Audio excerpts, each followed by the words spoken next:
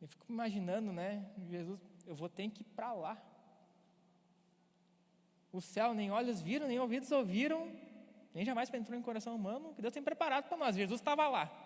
E olha para a terra e pensa, meu Deus, é para lá que eu vou. O amor de Deus é tremendo, gente. Valorizem esse amor. Não busquem o cristianismo por aprovação humana. Vou na igreja, vou ser cristão porque assim alguém vai ficar feliz comigo. Não busquem o cristianismo por barganhar a Deus. Não viva uma vida cristã hipócrita de aparência, né? Como os fariseus faziam, alimentavam o orgulho, o ego. Era errado? Oração, jejum é errado? Não, mas pelo motivo errado se torna errado, que era o que os fariseus faziam. Mas Deus, Ele é tão bom conosco, que Ele trabalha conosco através de fases, né? E nosso ponto 2 é que cada fase da vida cristã existe uma renúncia. O seu crescimento na vida cristã vai depender do quanto você está disposto a crescer. Deus, Ele é fantástico, Ele nos respeita. Ele respeita onde cada um quer ficar. E eu acho muito interessante, né? Paulo também nos traz essa ideia, né, de crescimento, quando ele fala aos Coríntios, né? Em Coríntios 3:2, tive de alimentá-los com leite e não com comida forte, pois vocês não estavam prontos para isso e ainda não estão prontos. Então a gente vê, né, que era uma igreja que estava começando, Paulo estava louco ali para dar carne para eles, mas ainda não era a hora, né? Porque pode estar problema, né? Exemplo, assim, quando a gente deixa o nosso pequeno na avó, né? A avó gosta muito de fazer isso. Às vezes lá com 3, 4 meses de idade, a avó cuida. E de repente tu chega a buscar, tu nem sabe o que ele comeu hoje. Estava só no leite, ele numa papinha, assim, de carne. Aí de noite está com cólica, está com problema, né? Está num berreiro, né? Não sabe por quê, né? Então Paulo queria dar carne, né? Mas ele, não, vou dar o leite ainda porque pode estar problema. E uma coisa assim que ser pai tem me ensinado muito, assim, para a gente contextualizar essa parte, é entender sobre fases da vida, né? E cada fase tem suas renúncias, né? Tem suas entregas, tem... Né? Minha experiência com os meus pequenos, Vicente vai fazer 5, o Gonçalo vai fazer 2, principalmente que quando eles conseguem renunciar a algo assim para fazer, para aprender, para crescer, o pai se aproxima ainda mais do filho. Um exemplo disso foi quando o Vicente começou a parar de fazer e falou pai. Cara, isso é um marco. Primeira vez que teu filho te chama de pai, assim. E aí qualquer coisa assim, tu vai chama assim, ó, chama a mãe, olha só o que ele fala, fala, pai, fala. Tu se aproxima ali, tu quer ficar mais, quer que ele fale.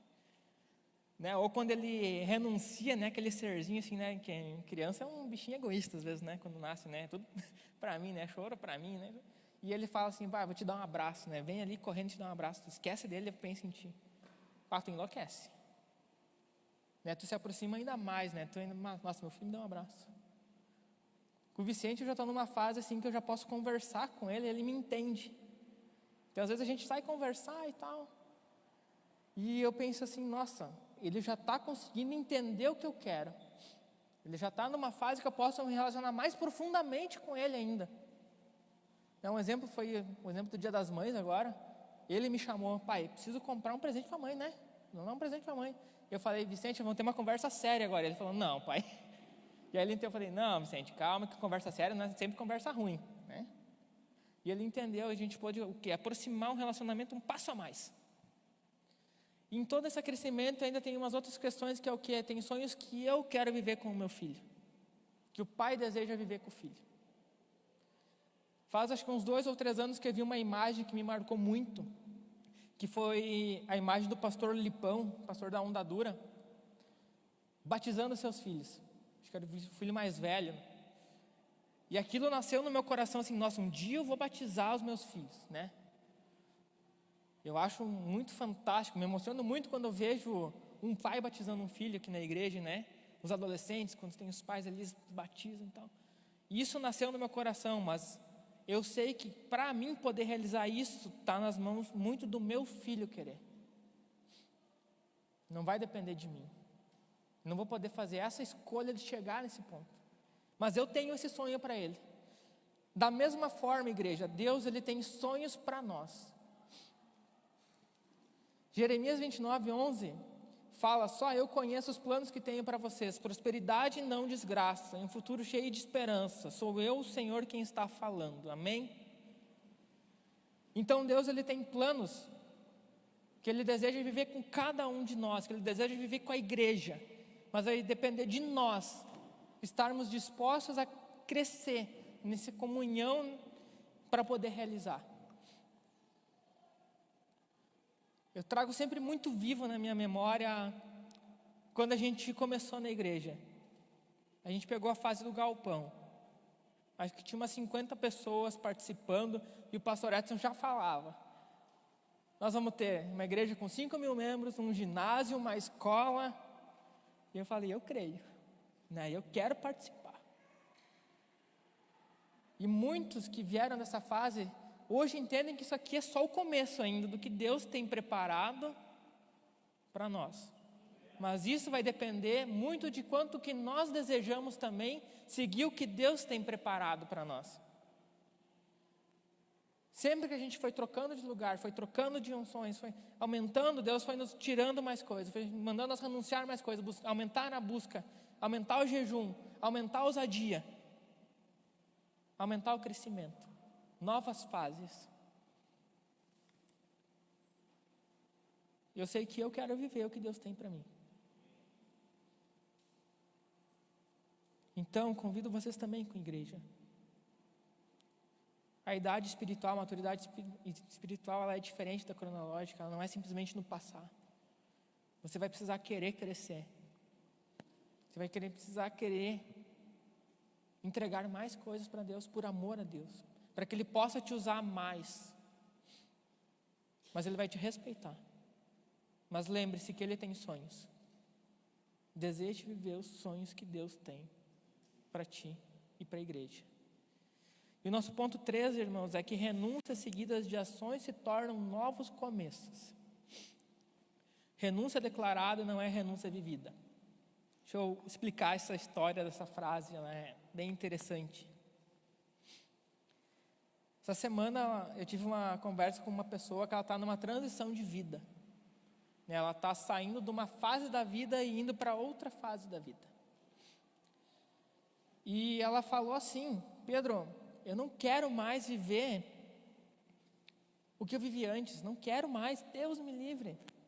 Eu não posso mais, eu preciso trocar de atitude, eu preciso trocar de amizades, eu preciso trocar de hábitos, eu preciso trocar. Eu não posso mais viver. Se eu continuar vivendo o que eu vivi antes, eu vou perder tudo que eu tenho para recomeçar hoje. E a gente terminou a conversa, eu falei para essa pessoa: legal, acredito em ti, deixa eu orar por ti.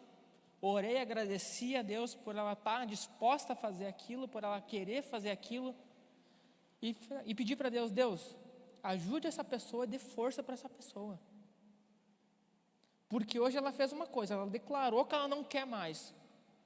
Ajude ela a viver isso, porque somente a hora que ela viver isso, isso vai se tornar um fruto.